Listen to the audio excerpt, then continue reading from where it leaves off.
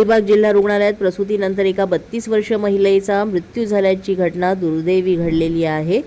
बाळाला जन्म दिल्यानंतर आईचा मृत्यू झाल्यानं कुटुंबियांवर दुःखाचा डोंगर कोसळला असून या घटनेमुळे परिसरात हळहळ व्यक्त होतीये।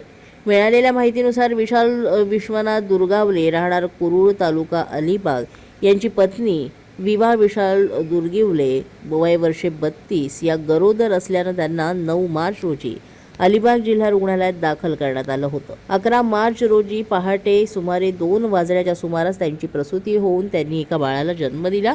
सुरुवातीला प्रसूती व्यवस्थित झाल्याचं सांगितलं जात होतं, मात्र काही वेळातच विवा दुर्गिवले यांची प्रकृती अचानक बिघडली। त्यांना श्वास घेण्यास त्रास होऊ लागला। त्यानंतर नवजात बाळाला स्पेशल न्यूबॉर्न केअर युनिटमध्ये दाखल करण्यात आलं, तर विवा यांना अतिदक्षता विभागामध्ये हलवण्यात आलं।